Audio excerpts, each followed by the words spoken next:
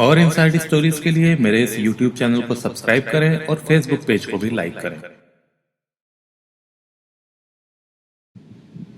21 जून को गुड़गांव के एक प्राइवेट हॉस्पिटल में एक मरीज दाखिल हुआ।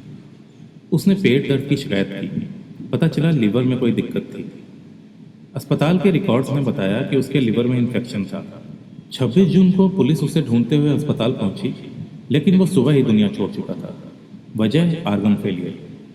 वो आदमी तो चला गया, लेकिन उसके जाने से एक केस फिर से लाइमलाइट में आ गया था। वो मामला जिसने आज से 8 साल पहले काफ़ी सुर्खियां बटोरी थी। ऐसा मामला जो सनसनी बन गया था। मामले का नाम रखा गया था girl with a peacock tattoo.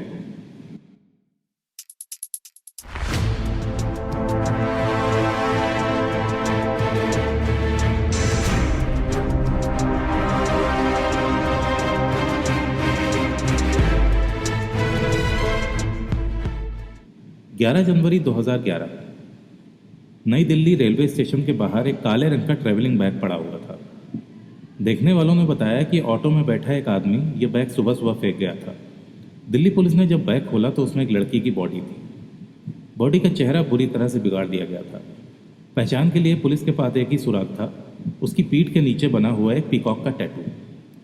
3 दिन तक बॉडी मॉर्चरी में पड़ी रही। कोई उसकी पहचान के लिए नहीं आया। जिस दिन पुलिस ने उसकी बॉडी का अंतिम संस्कार किया, उसके अगले ही दिन एक शख्स वहां आए और तस्वीरों के आधार पर कहा कि ये उनकी बेटी है। लड़की थी नीतू सोलंकी। माँ बाप वेस्ट दिल्ली में रहते थे और मटियाला नाम के गांव में थे।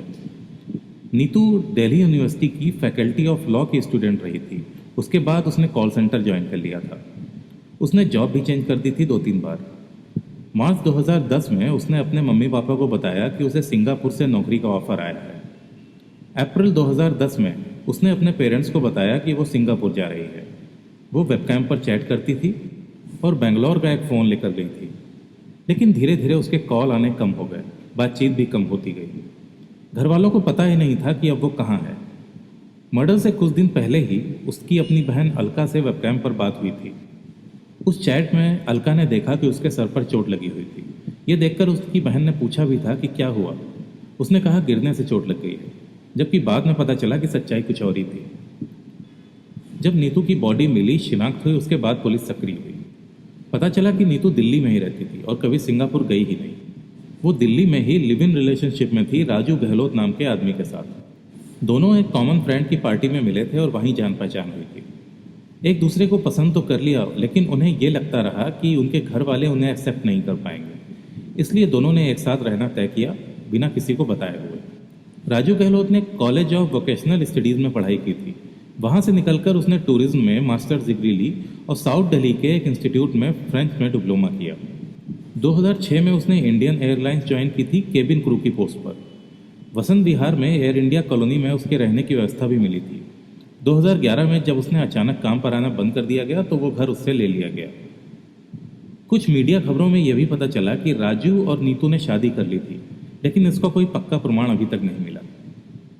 पुलिस की तफ्तीश में यह सामने आया कि राजू और नीतू मुंबई में एक साथ रहने लगे थे और वहां से गोवा भी गए थे।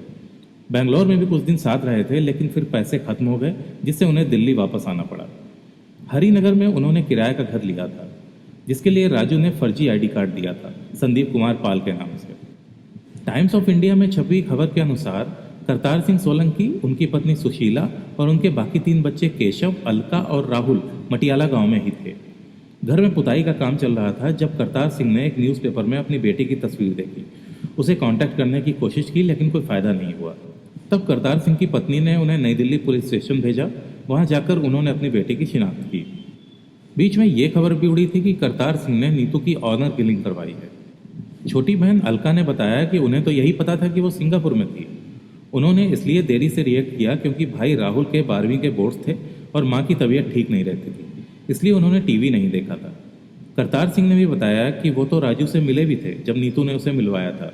उन्हें क्या पता था एक दिन यही लड़का उनकी बेटी की ज़िंदगी उससे छीन लेगा और अपनी बेस्ट फ्रेंड जैसी बेटी के बारे में उन्हें इतने सवाल झेलने पड़ेंगे। करतार ने कहा भी कि उन्होंने नीतू को वो सब कुछ दिया जो उसने मांगा। वो DU से करस्पॉन्डेंस कोर्स करना चाहती थी, कराया। 2007 में म्यूनिसिपैलिटी के चुनाव लड़ने की बात की, वो भी कराया।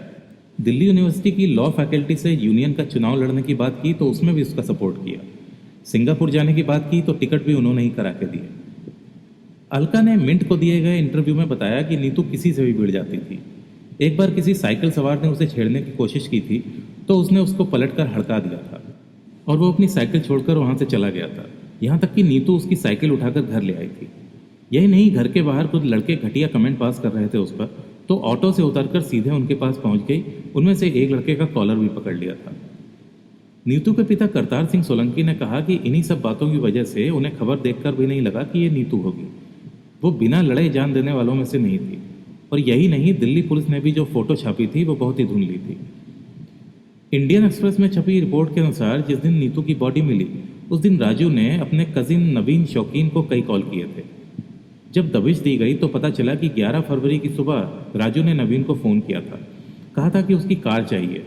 उसने नवीन को बताया था कि उसने नीतू को मार दिया है, उसकी बॉडी ठिकाने पर लगाने के लिए गाड़ी चाहिए। नवीन ने कहा कि मैं टैक्सी मंगवा दूंगा, लेकिन उसे टैक्सी नहीं मिली तो वो ऑटो लेकर निकल गया और नीतू की बॉडी स्टेशन के सामने छोड़ दी। खबरों में यह छपा कि दोनों के बीच काफ़ी झगड़े होते रहते थे और राजू ने किसी तेज धार वाली चीज़ से नीतू को मारा था। शरीर पर 5 घाव थे। हरिनगर के जिस घर में दोनों रहते थे वहाँ के मकान मालिक ने बताया कि नीतू बाहर आती जाती नहीं थी और ये दोनों किसी से ज़्यादा मिलते जुलते भी नहीं थे। नवीन शौकीन को आरोपी को शरण देने और उसकी मदद करने की अपराध की धारा लगाई गई है। पुलिस ने मुंबई से लेकर गोवा तक उसका पता लगाने की कोशिश की। जिस ऑटो में राजू ने नीतू की बॉडी डंप की थी वो ऑटो वाला पुलिस का मुख्य गवाह बना। काफ़ी समय तक राजू पुलिस के रडार से गायब रहा। लोग इसी बात पर चकित हुए कि जो काम बड़े बड़े अपराधी नहीं कर पाते वो राजू ने कैसे कर दिखाया।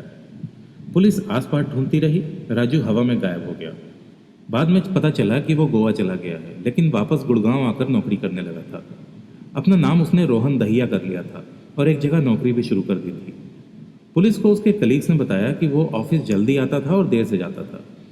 राजू के ऊपर 2 लाख का इनाम भी रखा गया था। शुरुआत में वो अपने पेरेंट्स के साथ टच में भी था और उसके बाद करीब 15 अलग अलग फ़ोन और सिम कार्ड थे, लेकिन पुलिस उसे ट्रेस नहीं कर पाई। ट्रेस कब कर पाई? जब उसने अपने पेरेंट्स को बताया कि वो मर रहा है और हॉस्पिटल जा रहा है। उसके पेरेंट्स का भी फ़ोन अभी भी क्राइम ब्रांच के सर्विलियंस पे था।